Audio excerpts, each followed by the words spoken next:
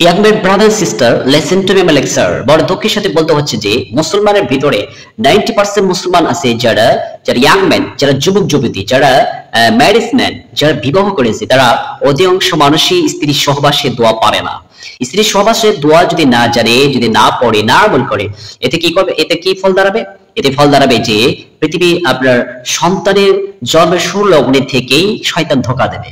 শয়তান যখন ধোঁকা দেবে তখন আপনার সন্তান দুনিয়া ও আখিরাতে সফলতা অর্জন করতে পারবে না। এই জন্য অবশ্যই আপনাকে স্ত্রীর সহবাসে দোয়া আপনি জানতে হবে। দোয়াটা হচ্ছে এই, আল্লাহুম্মা জান্নিবনি মিনাশ শাইতান ওয়া জান্নিবি শাইতান মা রাযাকতানা। বিসমিল্লাহি আল্লাহুম্মা জান্নিবনি মিনাশ শাইতান ওয়া জান্নিবি শাইতান মা রাযাকতানা। হে আল্লাহ, তুমি তোমার নামে শুরু করতেছি, আর তুমি যে এই উপকারী জিনিসটা দিয়েছো, এই উপকারী জিনিস থেকে, শয়তান থেকে দূরে রাখো। আর এই উপকার জিনিস থেকে তুমি আল্লাহ তাআলা মারজাকনা, তুমি যে রিজিক দিবা, এই রিজিক থেকেও, রিজিক মানে সন্তান, আমরা রিজিক মনে করি মানে ধন সম্পদ, আসলে কিন্তু রিজিক কিন্তু অনেক।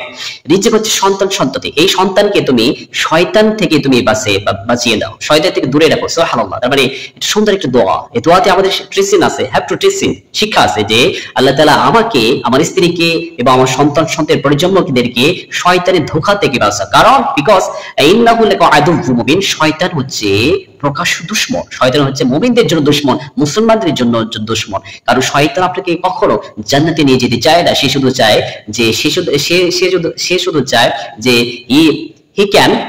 হি ওয়ান্ট ক্যান যে গোজ টু প্যারাডাইস। সে চায় যে আপনি জাহান্নামে চলে যান, এটা সে চায়। সো স্ত্রী সহবাসের দোয়া অবশ্যই আপনি করতে হবে। আর একটা দুঃখের বিষয় যে আমরা অনেক মুসলমান আছি যে ফরজ গোসলের নিয়ম কারণ আমরা জানি না।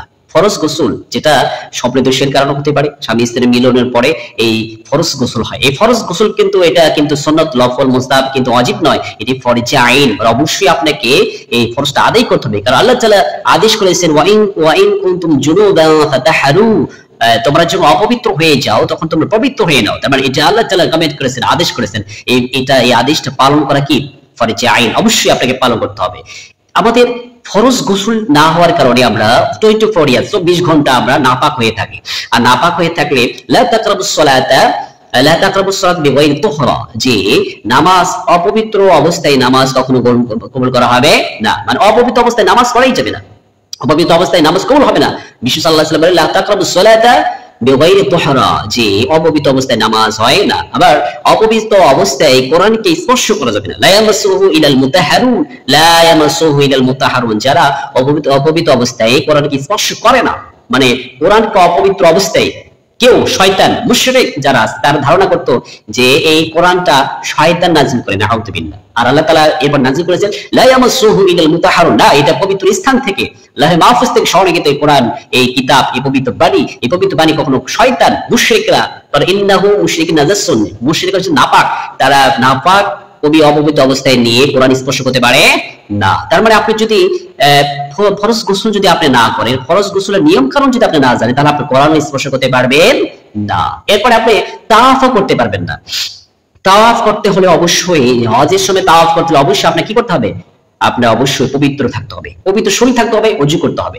তো গোসল ফরজ 3টি। আমরা অধিকাংশ মানুষ গোসলের ফরজ 3টির ভিতরে একটি করি, সেটা হচ্ছে পুরা শরীরে আমরা ধৌত করি। কিন্তু দুঃখের বিষয়, পুরা শরীরেও আমরা অনেকজন ধৌত করতে পারি না। জেনারেশন যারা শিক্ষিত যারা আছে তারা এই মাসালাটা জানে না। শুধু মাত্র যারা মাদ্রাসা পড়াশোনা যারা করে, এই যে টয়লেট রাস্তা, পায়খানার রাস্তাতে কিছু পশম আছে, এই পশমগুলো যদি না ভেজে তাহলে আপনার ফরজ গোসল আদায় হবে না। শরীরে যদি একটি পশম, দুইটি পশম যদি শুকনো থাকে তাহলে কিন্তু আপনার ফরজ গোসল আদায় হবে না। ফলে কি করতে হবে? নিচ দিয়ে পানি ছিটে দিতে হবে, তাহলে আপনার ফরজ গোসল আদায় হয়ে যাবে। তাহলে গোসলের ফরজ 3টি। নাম্বার 1, ভালোভাবে কুলি করা।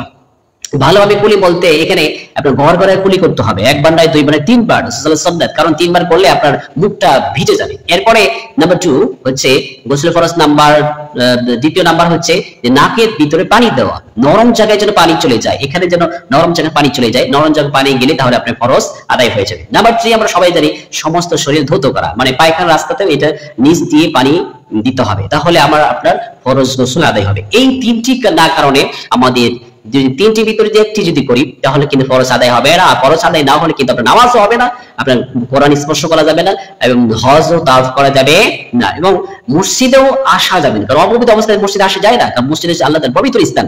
So Muslim brother sister, young man brother sister, আপনারা অবশ্যই স্বামী স্ত্রী সহবাসে দোয়া এবং গোসলের ফরজ যে নিয়ম কারণ অবশ্যই আমাদের জানা প্রয়োজন, কারণ হচ্ছে এটা আমাদের জন্য we are very important subject, এটা আমাদের জন্য খুব গুরুত্বপূর্ণ বিষয়, বিকজ কারণ হচ্ছে এটা আল্লাহ তাআলা ফরজ করেছেন। আল্লাহ তাআলা আমাদের প্রত্যেককে স্বামী স্ত্রীর দোয়া এবং ফরজ গোসল যেভাবে আদায় করতে হয় সেভাবে আমাদের প্রত্যেককে আদায় করার তৌফিক দান করুন, আমিন।